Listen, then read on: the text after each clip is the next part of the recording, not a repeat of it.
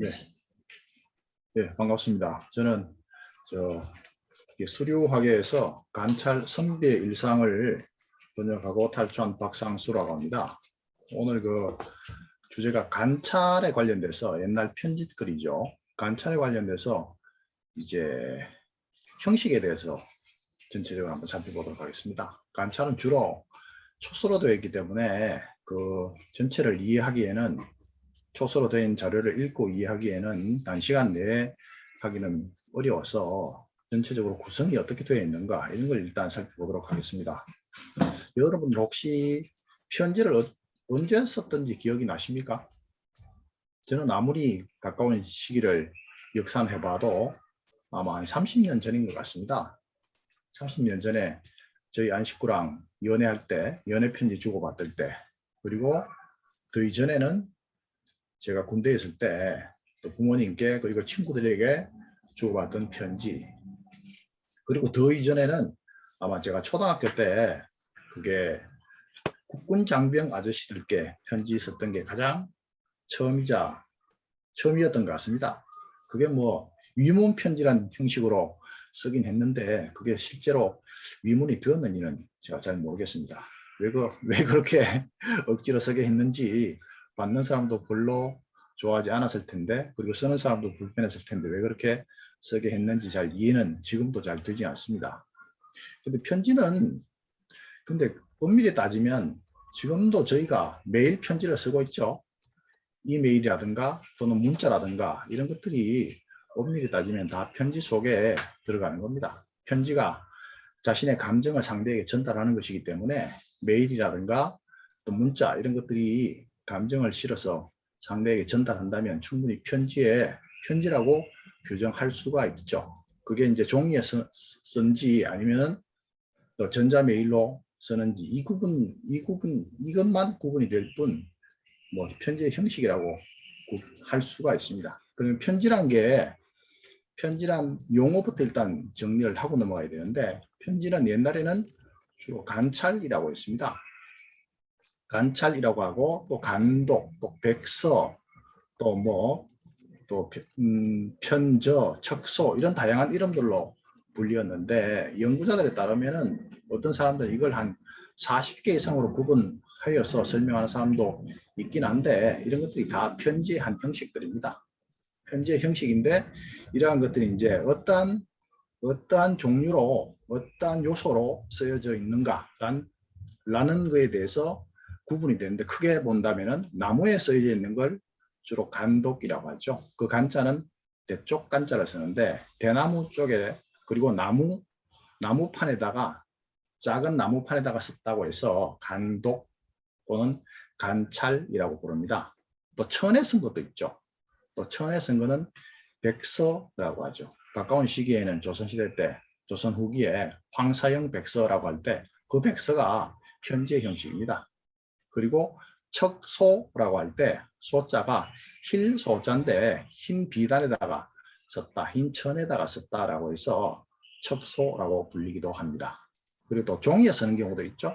그리고 척저라고도 하고, 또는 방금 말씀드린 편지라고 할 때 작은 종이에 썼던 것들을 그렇게 달리 부릅니다. 이 모든 것들이 다 편지의 한 양식이니까 이름만 다를 뿐이지 그 형태는 똑같습니다. 동일합니다. 그리고 또 다른 형식으로 편지란 이름이 구분되는 게 의안이라는 이름이 있습니다. 의안이라는 이름은 물고기 어자에다가 기러기 안자를 썼죠. 한자로는 물고기어 의안. 그래서 흔히 편지 모음집을 의안집이라고도 합니다. 옛날에 중국의 어떤 사람이 자기 친구 집에 놀러 오면서 물고기 2마리를, 잉어 2마리를 그 친구 집에 선물로 가져왔습니다. 그런데 그 물고기로 그 집 식구에게 요리를 하도록 했는데, 그 뱃속에서 천으로 된 편지가 나왔다라고 해서 물고기 어자가 편지의 대용으로 쓰이기도 했습니다. 그리고 안자 같은 경우에는 옛날에 이제 한나라 때 소물한 사람이 오랑캐에게 흉노족에게 사신을 갖다가 17년 동안 억류되어 있었습니다. 그래서 한나라에서는 그 사람이 죽은 줄 알았죠. 죽은 줄 알았는데 그 사람이 자기가 살아있다는 걸 증명하기 위해서 기러기를 잡아서 거기에 편지를 써서 보냈습니다. 근데 그게 어떻게 전달이 한 나라에 전달이 되어서 자기가 살아있다는 것이 증명이 되었죠. 그래서 이제 흉노조계에서 풀려났던 그런 고사가 있습니다. 거기에서 의안이라고 따와서 편지 모음집을 의안집이다라고 부르기도 합니다. 편지는 보통 크게 피봉과 오늘날 봉투라고 하죠. 또는 피봉과 내지로 구성되어 있습니다. 편지는 피봉과 내지로 구성되어 있는데 피봉은 오늘날 쓰는 편지 봉투하고 옛날 조선시대 때 편지 봉투하고 조금 양상이 다릅니다. 옛날에 조선시대 때 썼던 편지는 오늘날의 편지하고 달라서 편지 봉투가 접히는 부분이 있죠. 양쪽 종이를 접어서 봉투를 만드는데 그 양쪽에 종이가 접히는 부분이 앞면입니다. 오늘날은 접지가 되지 않는 그 뒷면이 깨끗한 면이 그걸 앞면이라고 쓰고 있죠. 근데 오늘날과 정반대입니다. 그리고 오늘날은 보내는 사람이 위쪽, 받는 사람이 아래쪽에 쓰죠. 근데 옛날에는 오른쪽을 편지 봉투를 세우면 왼쪽 오른쪽이 구분이 되니까 세운다고 기준으로 본다면은 오른쪽이 받는 사람, 왼쪽이 보내는 사람, 그렇게 규정을 해서 썼습니다. 딱히 완전히 그게 100% 그렇게 쓰는 건 아니고 대체적으로 규정이 그렇습니다. 그리고 약간 올려서 쓰는 게 특징이었죠. 그리고 자신을 보내는 사람은 조금 낮추어서 보냈습니다. 그래서 이제 상대를 높인다, 존경한다 이런 의미를 그 높낮이로 규정을 해서 보내기도 했습니다. 그래서 그게 오늘날은 왜 그렇게 변했냐면 1884년도에 우리나라의 우정국이 만들어지면서 근대의 우정국 형식이 규정화되면서 그렇게 만들어져 버렸죠. 그러니까 조선시대에 쓰는 편지 양식과 오늘날의 편지 양식은 정반대로 앞면과 뒷면 이게 완전히 뒤바뀌어져 버렸죠. 순서도 그렇고. 그리고 그의 편지 봉투에는 또 편지를 붙이는 부분이 있죠. 편지를 붙이는 부분이 있는데 그 상단에는 주로 공경할 경자라든가 음숙할 숙자라든가 법식식자라든가 이런 걸 붙이고 난 뒤에 거기다 글자를 씁니다. 그걸 열어보지 못하게 말이죠. 그리고 하단에는 주로 이제 근봉이라든가 또 경봉이라든가 봉알봉자입니다. 봉투할 때 낱글자 봉이라고 쓰기도 합니다. 주로 이게 기본적인 형식입니다. 물론 써서 보낼 수도 있고 안 써서 보낼 수도 있습니다. 그 내지를 본다면은 속지죠. 속지를 본다면은 이 편지를 전달하는 사람이 재밌는 용어가 있는데 봉비란 말이 있습니다. 봉비. 옛날에도 편지를 급히 전달해야 되는 상황들이 있었겠죠. 그러면 이 사람들을 급히 전달하도록 하는 한 방식으로 편지를 전달하는 사람의 팔을 끈으로 묶어서 도장을 찍어서 풀지 못하도록 한 다음에 그 편지를 전달하도록 했습니다. 왜 그렇게 했냐면은 그 편지를 받는 쪽에서 이 사람을 그 팔에 있는 끈을 풀어주도록 했습니다. 그래서 묶을 봉자에다가 팔비자를 써서 봉비라고 불렀죠. 그래야 빨리 그 사람이 도착을 해서 그 팔을 풀 수 있도록 했으니까요. 팔에 피가 안 통한다면 상당히 괴로웠을 텐데 오늘날로 따지면 속달 정도 되겠죠. 속달 정도. 어떻게 보면 사람을 참 괴롭히는 일이었는데 상당히 급할 때 그런 식으로도 편지를 보냈다는 겁니다. 상당히 재미있는 말인데 또 옛날에는 편지를 보낼 때 그 사람에게 직접적으로 오늘날처럼 그걸 돈을 받고 공식적으로 공무원처럼 전달하는 사람이 없었기 때문에 그쪽으로 지나가는 사람이나 아니면은 그 인근으로 가는 사람에게 보내는 게 보통이었습니다. 그런데 특별히 전달하기 위해서 그 사람에게 보내는 경우도 있죠. 그런 걸 위팽이라고 합니다. 위팽 또는 전팽이라고도 하죠. 전자는 오로지 전자 써서 전팽이라고도 하고 맡길 위자 써서 위팽이라고도 합니다. 이건 순전히 그 사람의 편지만을 전달하기 위해서 보내는 사람입니다. 엄밀히 따지면 오늘날로 따지면 퀵 서비스입니다. 퀵 서비스는 한 사람의 물건을 받아서 그 사람한테 전달하죠. 근데 일반적으로는 그렇게 하면 그 사람한테 돈을 줘야 되기 때문에 일반적으로는 그렇게 잘 할 수가 없습니다. 그렇게 한다면 상당히 많은 돈을 줘야 되기 때문에, 그러니까 그쪽으로 가는 사람 편에 자기 편지를 전달하는 경우가 대부분입니다. 그렇기 때문에 누락되는 경우가 많죠. 중간에 누락되는 경우가 많은데, 이런 걸 부침이라고 했습니다. 옛날에는 뜰 부자 장길 침자 써서 부침이라고 했는데, 이것도 고사가 있죠. 옛날에 중국에 은홍교라는 사람이 있었는데, 이 사람이 자기가 부임하고 있던 데서 임기가 차서 다른 곳으로 가게 됐습니다.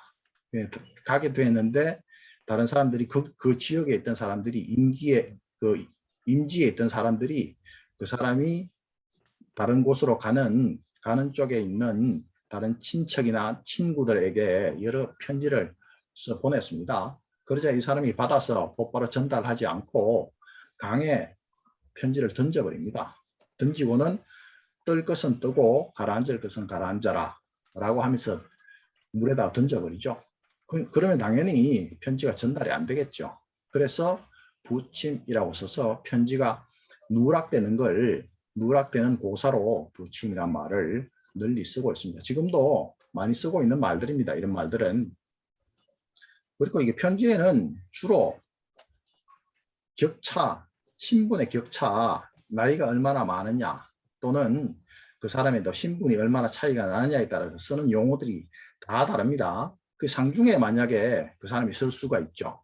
옛날에는 상을 당하는 경우가 많기 때문에 오늘날처럼 부모 상만 상으로 여기는 것이 아니라 친척, 장인, 장모, 외삼촌, 옛날에는 또 형제들이 많지 않습니까? 친인척들이 많기 때문에 그 상들을 다 치르기 때문에 상중인 경우가 굉장히 많습니다. 그래서 상중일 때는 서두에 어떤 식으로 쓰냐 하면은 일반적으로 곧바로 편지를 쓰는 것이 아니라 생식이라고 쓰죠. 줄일 생자 써서 법식 식자 써서, 법식에 편지를 쓰는 법식은 생략합니다 라는 뜻으로 생식이라고 씁니다. 그리고 또 생례언이라고 쓰기도 하고요. 레자는 예의의 자죠. 예의를 생략하고 말씀드립니다 라고, 또는 생언이라고도 씁니다. 동일하게 줄일 생자입니다. 생략하다라고 할 때. 또 계상제배라고도 쓰죠. 머리를 조아리고 2번 절합니다 라고 편지를 시작합니다. 그런 경우는 거의 대부분 다 상중에 보내는 사람이다 라고 이해를 하시면 됩니다. 그리고 상중에 보내는 사람한테는 제일 마지막에 편지의 말미에 소상이라고 씁니다.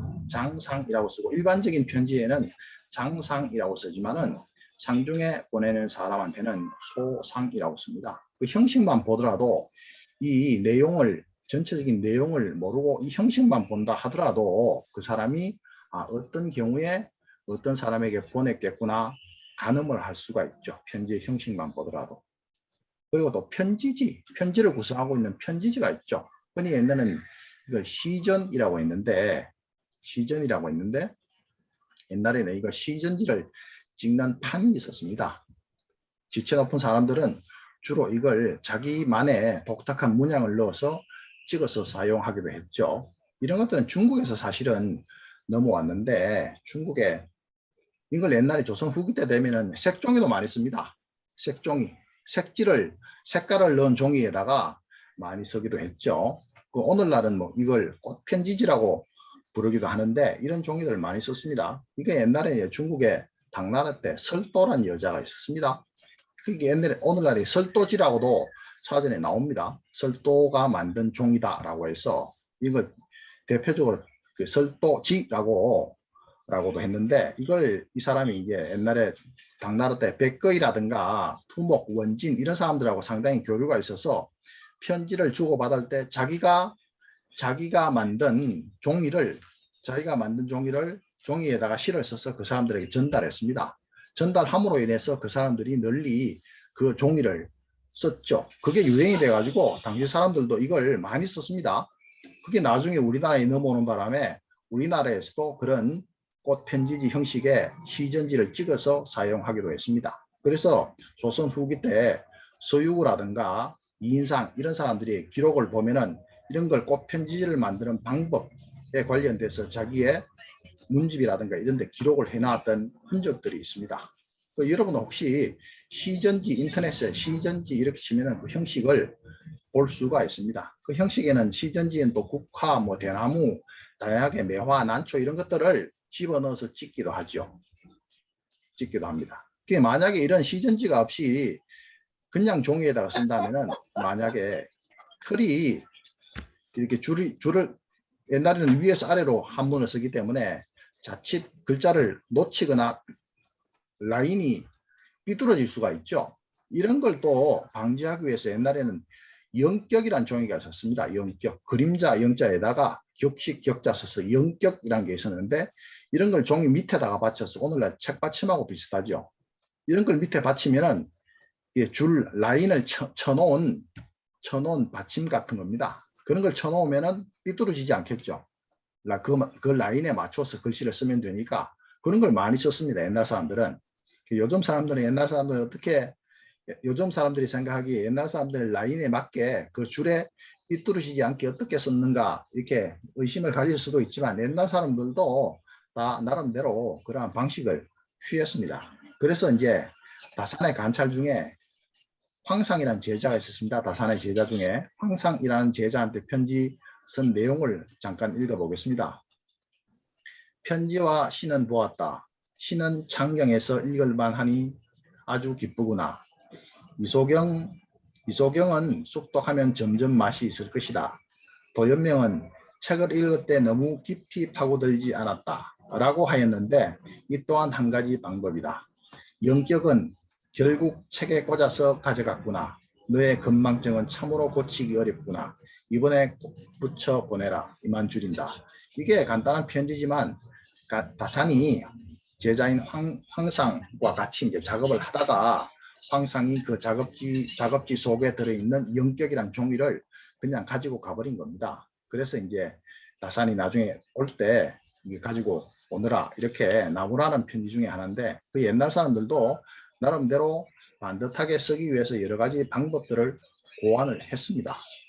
아까 서두에서 말씀드렸지만 상을 당한 사람에게는 상을 당한 사람은 자기 자신을 죄인이라고 불렀습니다. 편지의 제일 마지막 끝에 죄인 이렇게 해서 이름을 생략하고 주로 죄인, 뭐 장상 이렇게 보내죠. 그 죄인은 실제로 죄를 지었다는 것이 아니라 부모를 제대로 모시지 못했기 때문에 내가 하늘의 죄인이다 라는 뜻으로 죄인이란 이름을 문구를 써서 상대에게 편지를 보내기도 했습니다. 그리고 봉투에 상을 당한 사람의 머무르는 곳에 보낼 때는 효자는 효자입니다. 이 효자는 효도라는 뜻이 아니고 상주라는 뜻입니다.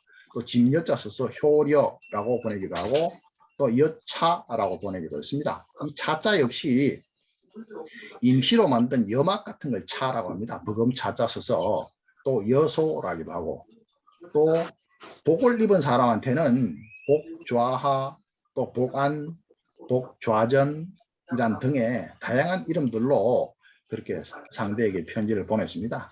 그렇기 때문에 이런 형식만 보더라도 이 사람의 상황이 어떠한 상황이었던가 이런 걸 충분히 가늠할 수가 있죠. 그 내지에는 상을 당한 사람한테 보내는 내지에는 그 대상 이전에 대상은 탈상을 이루죠. 대상 이전에 사람한테 보낼 때는 대상이라고 시작을 합니다. 편지의 형식 중에 개상이라고 시작하고 대상 이후에는 돈수라고 시작을 합니다. 또 돈수 재배라는 형식으로 하죠. 이것도 이게 각 신분마다 어떤 사람은 존장에게 보내는 건데 자기보다 나이가 훨씬 많거나 신분이 자기보다 훨씬 높은 사람한테 보낼 때는 대상 이전에는 개상 재배라고 보내고 대상 이후에는 돈수 재배라고 부릅니다. 상당히 복잡하죠. 오늘날 형식보다 옛날은 훨씬 더 예를 따졌기 때문에 훨씬 더 복잡합니다. 왜 그렇게 쓰냐 하면은 당장 편지는 만나서 대면하는 이야기를 주고받는 것이 아니라 문자로 자신의 감정이나 처지를 상대에게 전달하는 것이기 때문에 하는 것이기 때문에 대면해서 이야기할 때는 상대의 감정이라든가 아니면 말투 이런 걸 통해서 상대의 느낌을 확인할 수가 있죠. 근데 대면하지 못하는 상태에서 글로서 자신의 감정을 전달하기 때문에 상대가 어떠한 상황이나 처지에 처해 있는지 모르기 때문에 가능하면 예의를 다 갖춰서 편지를 보냅니다. 오늘날 우리도 마찬가지죠. 오늘날 우리도 글을 쓸 때는 상대에게 함부로 그렇게 쓰지 않죠. 약간 낮춰서 높여서 자신을 낮추어서 상대를 높여서 쓰는 방식들이 있습니다. 예란 것은 옛날이나 지금도 마찬가지지만 상대를 높여서 높임말을 쓰는 것이 있고 자신을 낮춤으로 해서 상대를 높이는 그런 예의 방식들이 있죠. 다양한 방식들로 예의를 표현했는데 이런 편지의 편지 속에 그런 다양한 예를 확인할 수가 있습니다. 편지는 전체적으로 내지 속에 들어가는 용어 중에는 크게 서론, 본론, 결론으로 나눈다면 쉽게 나누어서 서론과 본론과 결론으로 나눈다면 제일 처음에 계절의 인사를 나누죠. 이런 걸 시령문이라고 합니다. 계절에 관련돼서 날씨가 어떻다, 뭐 춥다, 덥다, 추운데 어떻게 지내느냐, 더운데 어떻게 지내느냐 라는 식으로 시령문을 보냅니다. 그 다음에 이제 자기가 하고 싶은 말을 보내죠. 이럴 때는 직접적으로 바로 들어가는 것이 아니라 드릴 말씀은 다름이 아니라 라는 뜻을 가진 한자를 거기에다가 씁니다. 그 글자가 주로 나아갈 취자, 이룰 취자라고도 하는데 성취한다 할 때 그 취자에다가 취은이라고도 하고 말씀은자, 취공이라고도 하고 고할 고자, 취고라고도 씁니다. 이 취자는 무슨 뜻이냐면은 나아갈 취자는 관계된 바의 일로 나아갔어 라고 할 때 요 취자입니다. 그래서 말을 하다 라는 뜻에서 온 말이기 때문에 요 취자가 들어가거나 또 동일한 뜻으로 다만 제자를 쓰기도 합니다. 다만 제자를 써서 요 두 글자가 동일한 형식으로 쓰입니다. 그래서 요 두 글자가 쓰이는 부분부터가 그 위쪽은 시령문이고 거기서부터가 실제 편지의 본론입니다. 드릴 말씀은 다름이 아니라 라고 보통 흔히 번역을 하죠. 그 뭐 써도 되고 그렇게 번역을 해도 되고 안 해도 되는데 거기부터 일단은 본문이다 라는 걸 이해를 하시면 됩니다. 그런데 이게 취고 뭐 이렇게 쓰는 말들도 그 사람의 상대가 어떠한 처지에 있느냐, 나보다 신분이 높으냐 낮으냐 아니면 평교관이냐 아니면은 뭐 나보다 수하냐 나이가 어리냐 이런 거에 따라서 쓰는 말들이 다 다릅니다. 그래도 존경하는 사람한테 나보다 존경처에 있을 때는 취복백이라고 쓰죠. 엎드릴 복자다가 백자는 말씀백자, 말씀하다, 주인백이라고 할 때 취복백이라고 쓰고 집사에게 쓸 때는 취백 또는 취고라고 씁니다.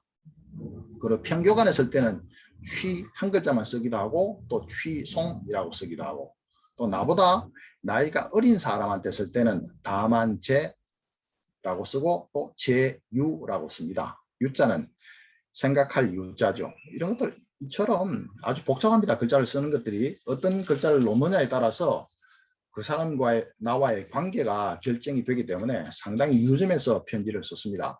그렇기 때문에 옛날에 아무리 글을 잘하는 사람도 편지 한 통 제대로 쓰는 사람이 편지 한 통 제대로 쓴다는 게 상당히 유념해서 썼습니다. 그래서 이제 퇴계의 편지 같은 데 봐도 퇴계의 손자 중에 안도란 손자가 있었습니다. 손자가 있었는데 그 손자가 옛날에 결혼을 하고 난 뒤에 절에서 과거 공부를 하러 갔습니다.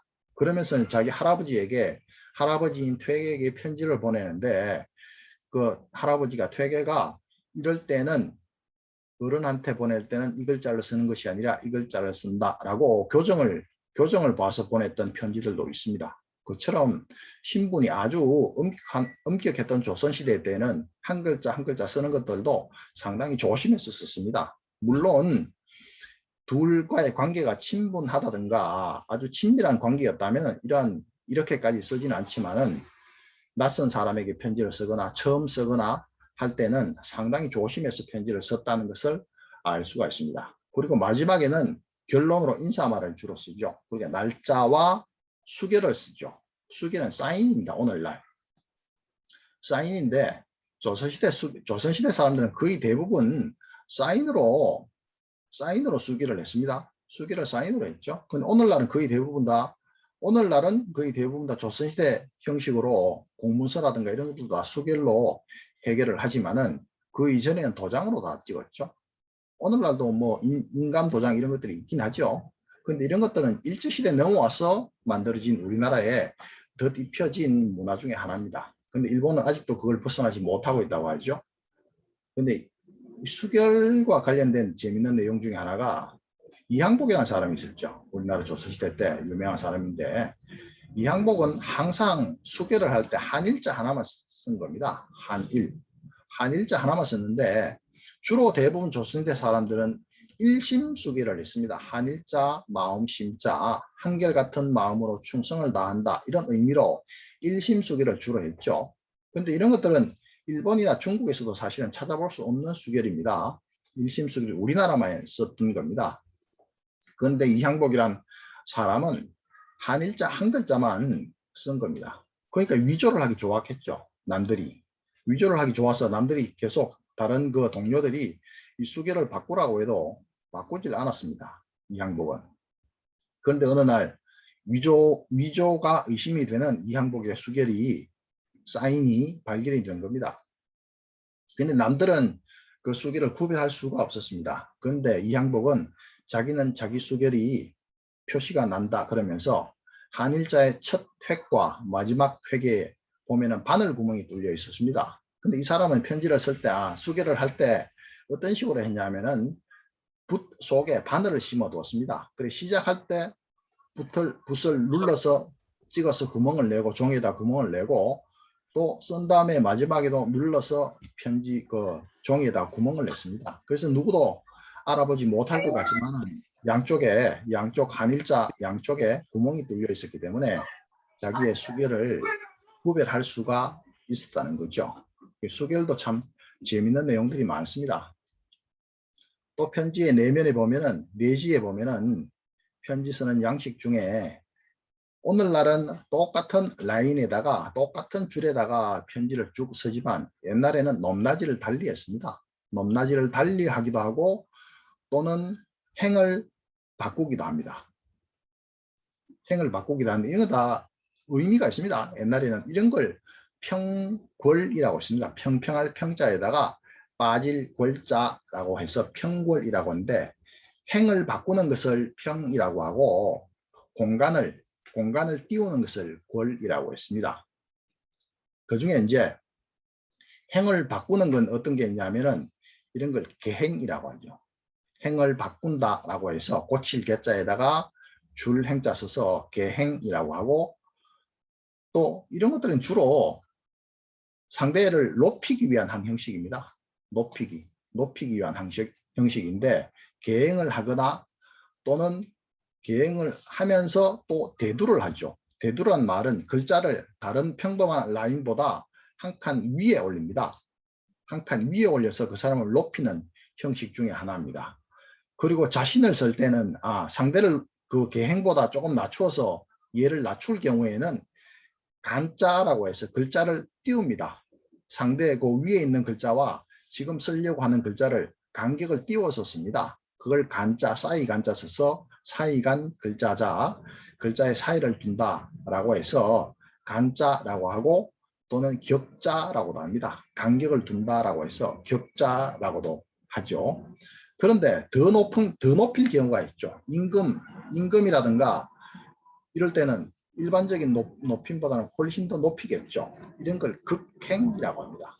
극행, 그 끝자 써서 끝까지 높인다라고 해서 어떤 경우에 극항이라고 하는데, 줄항이는 라인, 줄이라는 뜻이기 때문에 항이라고 읽어야 되지만은 오늘날은 발음이 행으로 다 바뀌었기 때문에 극행이라고 읽어도 크게 무방할 것 같습니다.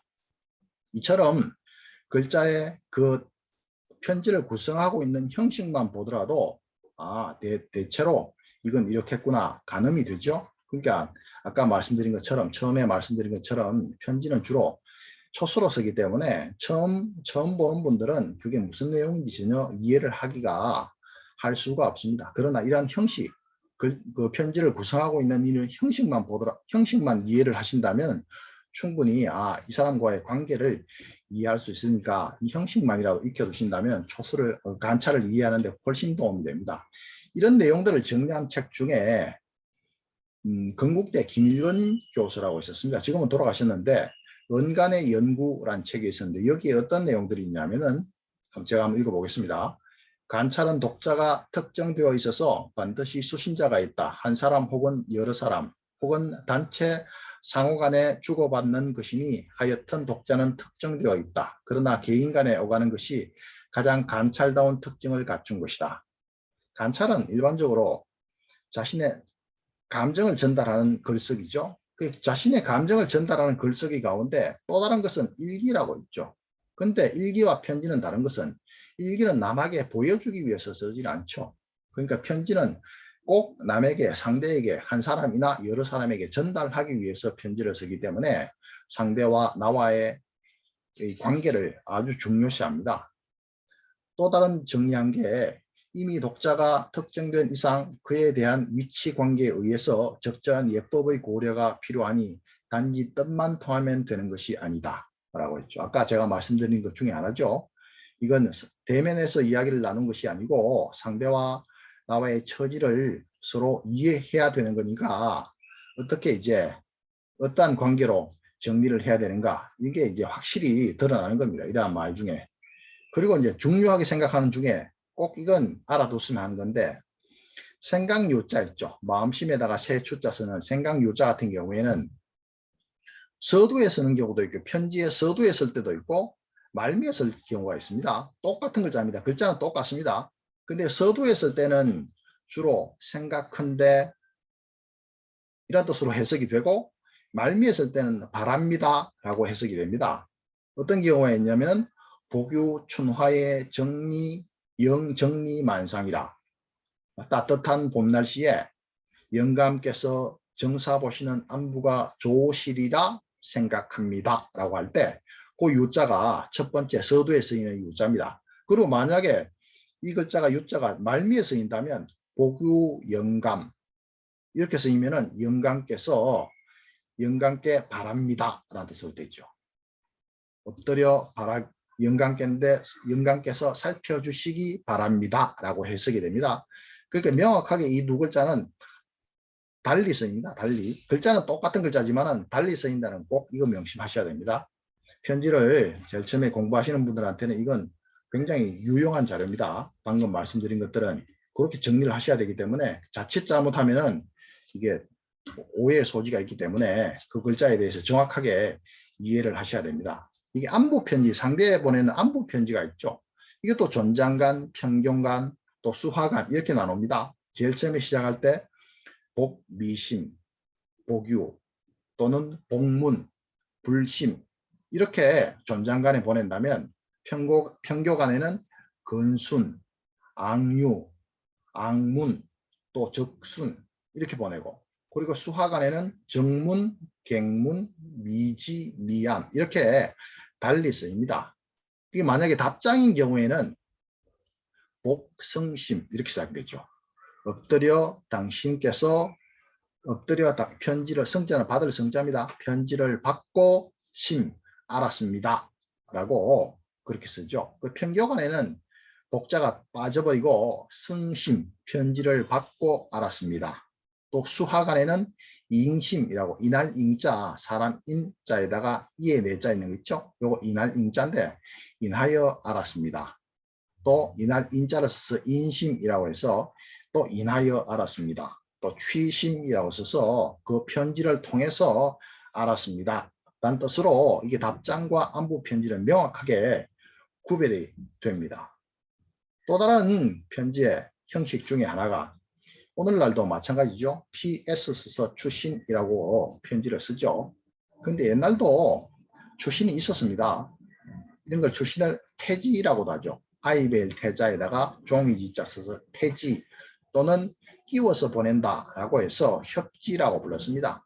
태지는 큰 봉투 속에 큰 종이 속에 끼워서 보내는 거기 때문에 마치 사람이 아이를 가진 것과 같다라고 해서 태지라고 부르는데 이 편지는 이 태지에는 이 주신지에는 꼭 쓰고 꼭 부탁하고 싶은 말 이런 것들을 따로 종이를 따로 분리해서 보냅니다. 종이를 따로 분리해서 보냅니다. 그래서 오늘날 이 태지가 남아있는 경우가 극히 드뭅니다. 왜 그러냐면은 상대에게 꼭 전달하기 위해서 보내긴 하지만은 나에게는 그게 흠이 되는 경우가 많거든요. 부탁의 말이라든가 이런 것들을 보내는 거기 때문에 굉장히 민감한 부분들이 있기 때문에 그래서 꼭 편지 그 태지 마지막에는 주로 태워 주십시오 이렇게 보냅니다. 그런 것을 한문으로는 부병이라고 하죠. 붙일 부자에다가 병자 써서 부병이라고 쓰는데 이거는 부병정의 줄임말입니다. 병과 정은 오행에 있어서 불에 해당되기 때문에 태워달라 이런 의미죠. 이 말이 어떤 경우에 있냐면은 옛날에 그 성균관대학에서 나온 정조대왕 의찰집이 있죠. 그 심환지에게 보낼 때 이런 말이 있습니다. 별지는 내가 별지는 보고 나서 돌려보내는 것이 어떠한가. 그 정조대왕 심환지에게 보낸 내용입니다. 이러한 별지를 경이 매번 소홀히 여기니 트럭만큼이라도 누설될까 걱정하여 이렇게 돌려보내라고 당부하는 것이니 앞으로는 이렇게 말하지 않도록 하라. 이렇게 그 당부의 말을 전하면서 혹시 이걸 태우라 그러면 태우지 않고 있기 때문에 태우지 않고 전달되기 때문에 우리 결국은 태우지 않아서 지금까지 전달됐죠. 태우지 않고 있기 때문에 그 편지를 다시 돌려보내라 라고 당부를 하기도 합니다. 또 김수왕의 관찰 중에 이것도 물론 협지 속에 들어있는 겁니다. 이단상의 생각은 다시 상소를 올리지 않으면 안 된다고 하였습니다. 이 편지를 읽고 나서 태워주십시오 라고 이 사람은 충분히 그 사람에게 자신의 의견을 태워달라고 전달하고 있습니다. 이처럼 아주 민감한 부분들이 있죠. 민감한 부분들이 있습니다. 그래서 꼭 태워달라고 하거나 또는 뭐 정조대왕처럼 돌려보내라 라고 그렇게 부탁을 하기도 합니다. 쓰고 난 뒤에는 꼭 제일 마지막에 창명을 하죠. 이름을 씁니다. 그 이름을 또 생략하기도 합니다. 주로 생략하기도 하고 또 창명을 하기도 하는데 생략할 경우에는 번흠, 번거로울 번자 쓰고 또 합봉 흠자 쓰죠. 흠결이다 라고 할 때 흠은 빠지다 이런 뜻입니다. 번거로워서 이름을 빠뜨린다, 빼놓습니다 이런 의미예요. 번흠이라고 쓰고 또 번포라고도 씁니다. 포자는 달아날 포자입니다. 번거로워서 이름을 쓰지 않는다 이런 뜻이에요. 또 흠명이라고도 쓰고 흠자도 물론 부족하다 빠뜨리다 이런 뜻이니까 이름을 빠뜨립니다. 그리고 포불명 이런 뜻이죠. 이렇게 창명을 생략하기도 합니다. 근데 간혹 편지를 쓸 때 자기 자신의 이름을 가운데다가 쓰는데 이 가운데다가 쓸 때 자기 이름을 조그맣게 씁니다. 다른 글자에 비해서 작게 쓰기도 합니다. 작게 쓰기도 하는데 이런 걸 뭐라고 하냐면은 차소법이라고 해요. 차소법. 다른 글자와 차이나게 작게 쓴다라고 해서 차소법이라고 하는데 아까 말씀드린 것처럼 얘는 자신을 낮춤으로 해서 상대를 높이는 경우가 있죠. 요런 같은 경우에 자신을 낮춤으로 해서 상대를 높인 경우이죠. 그래도 봉투 같은 경우에는 아까 봉투에 다시 돌아가서 얘기를 한다면은 봉투는 편지 봉투를 하나를 만들어 쓰는 경우가 있습니다. 편지 봉투 한 개에다가 속지를 넣어서 보내는 경우가 있습니다. 이런 걸 단봉이라고 합니다.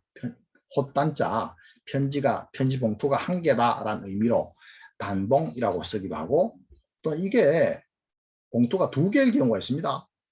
그런 걸 중봉이라고 해요.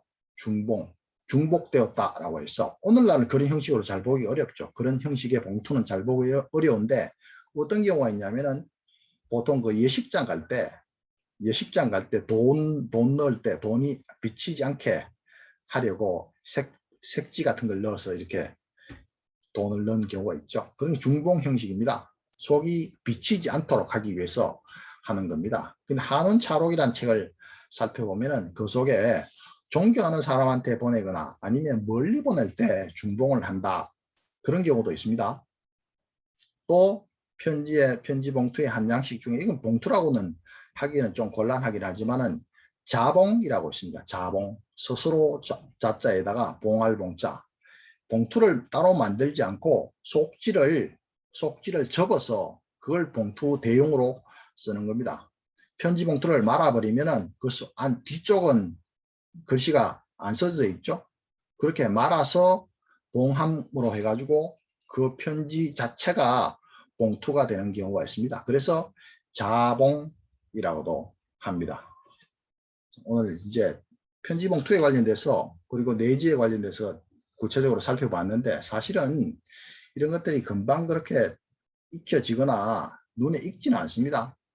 전체적인 내용을 한번 살펴본다는 데 의미가 있는 것이지 이걸 완전히 이해하기는 단어 자체가 낯설고 다 한문으로 되어 있으니까 낯설기도 하고 또 격식 자체를 잘 보지 못하는 거기 때문에 오늘날 만약에 많이 남아있다면 일반적으로 늘 보는 것이라면 이게 이해가 충분히 될 텐데 오늘날 현실 속에서 지금의 한글로도 편지를 잘 쓰지 않는데 옛날 편지를 이해한다는 게 쉽지가 않죠. 그런데 오늘날 쓰는 편지 가운데 지금도 남아있는 것 가운데 혼서식은 남아있죠. 혼서식은 대부분 남아있습니다. 아직도 결혼할 때 사돈에게 보내는 혼서식, 혼서에 보낼 때 사돈한테 보내는 그런 편지를 혼서를 보낼 때 양식이다라고 해서 혼서식이라고 부르는데 이 관련돼서 제가 그 탈주하고 번역했던 관찰 선비의 일상 가운데 이게 첫 번째 나오는 겁니다. 이거 한번 읽어보겠습니다. 그 사돈한테 보내는 겁니다. 여태껏 험모만 하다가 이렇게 늦게서야 당신을 만나게 되어 사돈을 얘기하는 겁니다. 당신을 만나게 되어 매우 부끄럽습니다. 요사이 잘 지내시는지요? 드릴 말씀은 아까 말씀드렸다 할 때 취자를 요 자리에 쓰는 겁니다. 드릴 말씀은 이미 혼인을 허락해 주시니 감사한 마음 참으로 깊습니다. 사주 단자를 보내주시는 것이 어떻습니까? 살펴주시기 바라며 이만 줄입니다. 이렇게 아주 간단하지만은 자신이 할 말은 다 했죠. 그게 사돈한테 보내서 사주 단자를 받기 위해서 보낸 겁니다. 그러면 사돈이 뭐라고 답변을 하냐 하면은 사돈이 그 답장은 지금 비슷한 식입니다. 아마 이런 형식으로 썼을 겁니다. 아드님을 사위로 맡고 싶은 마음 늘 간절했는데 저희 딸과 혼인을 허락해 주시니 가슴에 새겨 저희 딸과 혼인을 허락해 주시니 가슴에 새겨 잊지 못하는 감사한 마음을 어떻게 헤아리겠습니까? 요사이 잘 지내신다니 축하드립니다. 혼인에 대한 말씀을 신중히 여기며 사주 단자를 올립니다. 나머지는 이만 줄이니 살펴주시기 바랍니다. 자, 이렇게 만약에 그 사주 단자를 보내달라고 편지를 썼으면 답장으로 이렇게 씁니다. 옛날 사람들은 이 형식은 이대로 남아있지는 않지만 사주 단자를 보내고 받을 때 혼서지를 꼭 쓰지 않습니까? 지금은 아마 많이 없어지기도 했지만 편지를 쓰는 양식 중에 지금까지 그래도 최근에 남아있는 편지의 형식 중에 아마 혼서지 이게 제일 지금까지 남아있다고 해도 과언이 아닐 것입니다. 이게 사실 아까 말씀드린 것처럼 상당히 다양한 그 시령류의 양식들이 있습니다. 시령류, 각 계절마다 사용했던 시령류의 양식이 있는데 이 시령류를 몇 가지 소개해 드리겠습니다. 12월 가운데 12달이죠. 한 해는 12달이기 때문에 1월에 쓸 때는 어떻게 쓰냐 하면은 산초 노래로 상스러움을 바치고 매화는 상스러움을 드러냅니다. 1월 달에서는 시령류 중에 하나입니다. 2월 달에는 어떻게 쓰냐면은 버들 눈은 봄을 엿보고 복숭아의 뺨은 해를 희롱합니다. 날씨가 조금 따뜻해졌으니까 이런 표현을 쓰죠. 3월에는 또 어떻게 쓰냐면 얼마 남지 않은 꽃과 나비는 사라지는데 버들 그늘엔 앵무새가 어여쁩니다. 요즘 연애 편지에서도 전혀 꿀릴 게 없죠. 옛날의 표현 방식이. 복사꽃은 붉게 찌는 듯하고 버들잎은 푸른 빛이 돌아옵니다. 이게 3월 달에 썼던 겁니다. 옛날에는 봄, 여름, 가을, 겨울을 석 달씩 나뉩니다. 봄 석 달, 여름 석 달, 가을 석 달, 겨울 석 달. 1, 2, 3이 봄입니다. 1, 2, 3월이 봄, 4, 5, 6 이게 여름, 7, 8, 9 가을, 10, 11, 12 겨울. 이렇게 석 달씩 나누어서 계절을 계산했기 때문에 방금까지가 봄에 썼던 겁니다. 4월 달부터 여름입니다. 접시꽃은 고개 숙여 붉고 개수나무의 뺨은 푸른빛이 엉기었습니다. 5월에는 앵무새 소리 구르는데 초여름이 이미 이르렀습니다. 비로소 갓옷 입는 때가 돌아오니 따뜻한 비단옷 생각이 간절합니다. 그리고 6월 달에 무서리가 내리던 추운 때는 한번 한더위가 낫다고 하다가 무더위 때에는 도로 매서운 추위야 그래도 견딜만 하다고 합니다. 이게 여름이니까 이제 이런 표현들이 나오죠. 이제 7월 되면 이제 7월이 가을이라고 했죠. 이 가을 되면 어떤 식의 표현이 나오냐면은 오동나무 누각엔 바람이 맑고 고사리 담장엔 기운이 상쾌합니다. 이슬에 젖은 벌레가 가을을 노래하고 찬 매미는 나무에서 웁니다. 이것도 여름이죠. 이제 가을이지만 아직도 이제 매미가 울죠. 이때는 8월에는 은하수는 가을로 가을이라 높고 달은 빛이 가득합니다. 9월에는 절서는 수유를 찰 때이고 계절은 국화를 술잔에 띄울 때입니다. 10월 달에는 매화는 희고 소나무는 푸르러 봄빛이 점철됩니다. 11월에는 얼음은 물의 배를 단단하게 하고, 물의 배는 물 복판이라는 뜻이에요. 물의 속을 단단하게 하고 눈은 산의 얼굴을 화장하네. 아주 멋진 표현이죠. 아주 시적인 표현입니다. 자, 12월에는 한 해의 마지막이기 때문에 기러기 그림자는 추위를 무릅쓰고 매화 향기는 섣달을 부숩니다. 또 눈은 매화를 피게 하고 벼랑엔 버들이 필요합니다. 매화는 이제 겨울에 피는 거니까, 그죠? 이제 겨울이 지나가고 나면은 다시 버들이 피는 거니까, 봄이 되는 거니까 제일 마지막에 버들이 필요합니다. 이런 식으로 표현을 했습니다. 이게 시령유를 따로 모아놓은 책들이 있습니다. 이런 모아놓은 책들을 보면 오늘날의 사람의 감정을 전달할 때도 상당히 도움이 될 거라고 사실은 저는 생각을 하는데, 오늘날의 감정이나 옛날의 감정이나 사람들이 비슷합니다. 크게 이상하지 않습니다. 그러니까 또 어떤 게 이제 관찰이 중요하냐면은, 관찰을 정리를 할 때는, 편지를 정리를 할 때는 주로 이 편지들도 사람의 문집, 옛날에 사람의 선비들의 문집 가운데 편지가 가장 많은 수를 차지합니다. 문집 가운데 분량이 편지가 가장 많습니다.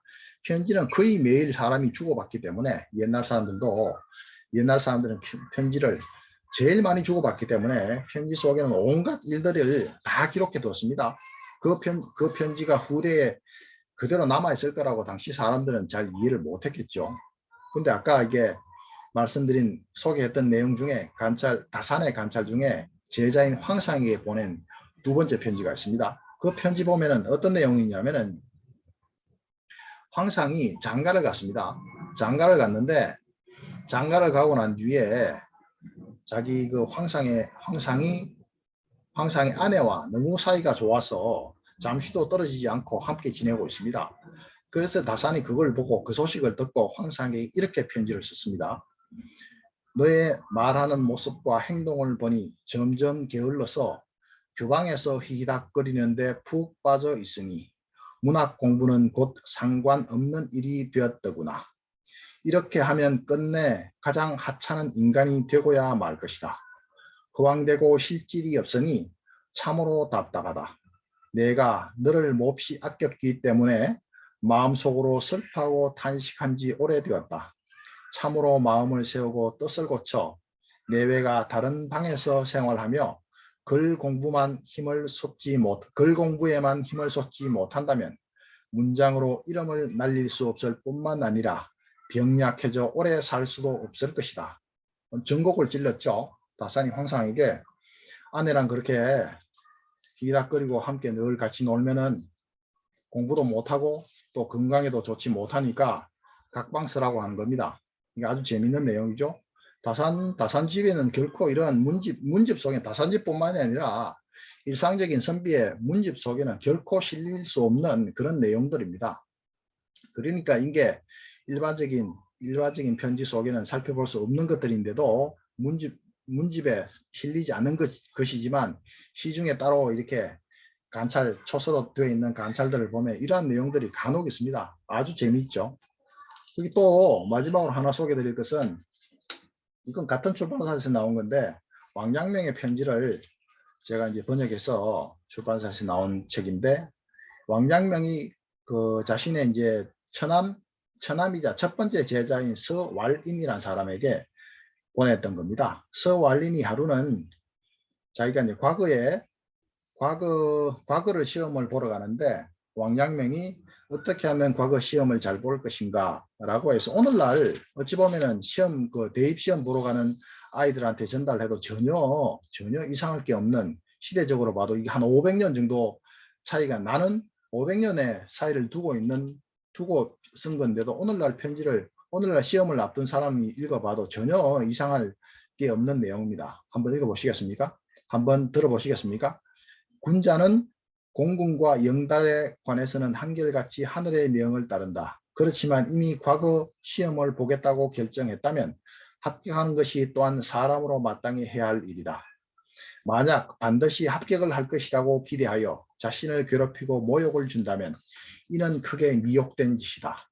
과거 시험장에 들어가는 날은 절대로 당락을 마음에 잡아 두지 말아야 한다. 만약 그렇게 한다면 기운이 쪼그라들어 뜻이 분산되어 아무런 이익이 없을 뿐 아니라 또 해롭기만 할 것이다.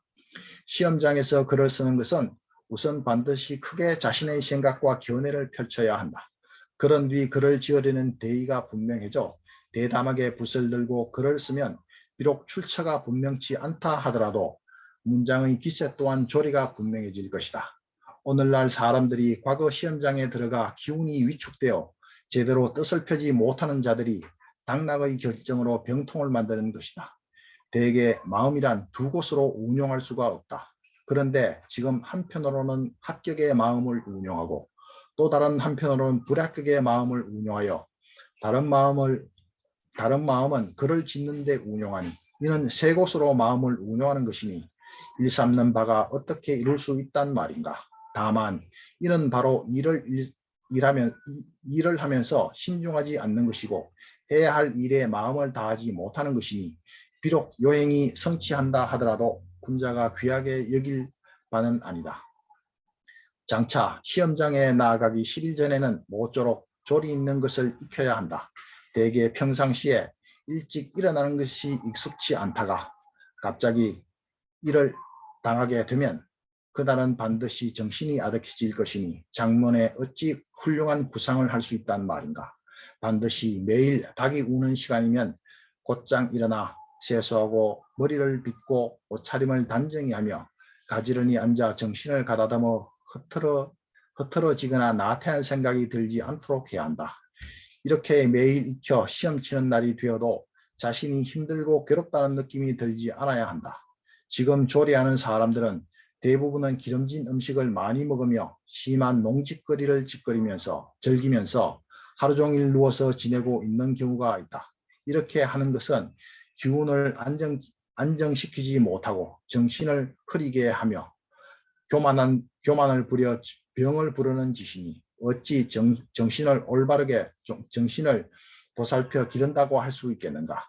모쪼록 힘써 음식을 절제하고 오락을 줄인다면 기운은 절로 깨끗해지고 쓸데없는 생각은 적게 하고 기욕을 물리치면 정신은 절로 맑아지며 심기를 안정시키고 잠을 적게 자면 정신은 절로 맑아진다.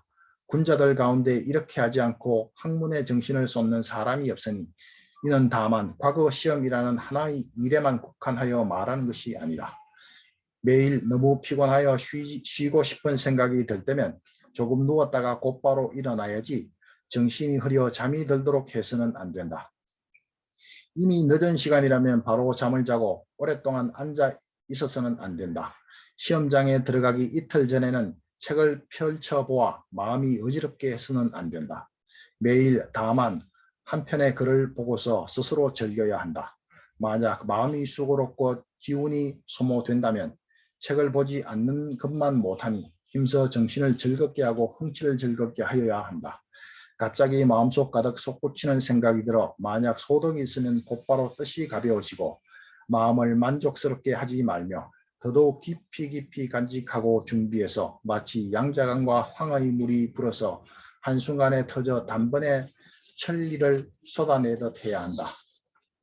매일 한가히 앉아있을 때 많은 사람들이 시끄럽게 떠들어도 나만은 깊이 침묵하여 마음속이 평화로워지면 저절로 참된 즐거움이 있을 것이다. 이게 500년 전에 왕양명이 제자인 서왈인에게 썼던 겁니다. 오늘날 대입시험을 보는 아이들에게 읽어주어도 전혀 이상할 게 없는 시대를 달리 볼 수 없는 내용이라고 할 것입니다. 오늘 간단한지는 모르겠지만은 간단하게나마 관찰의 격식이라든가 용어, 어떤 경우에 어떤 글자를 쓰는가, 또 어떠한 글자를 그 자리에 놓는가에 관련돼서 몇 가지를 살펴봤는데 뭐 이해가 되었는지는 잘 모르겠습니다. 사실은 이게 오늘날의 양식과는 너무 차이가 있어서 연구자들이나 공부를 하는 사람들이 보아야 이만큼 정리가 되고 이해가 될 것인데 잘 되었는지는 모르겠습니다. 그게 사실은 걱정인데 뭐 다음 혹시나 기회가 된다면 이게 편지에 본론에 들어가서 사실은 보았으면 지금 오늘 같이 본 것들하고 같이 연결될 텐데 그게 사실은 걱정입니다. 자, 오늘은 여기까지 하고 이제 마치도록 하겠습니다. 감사합니다.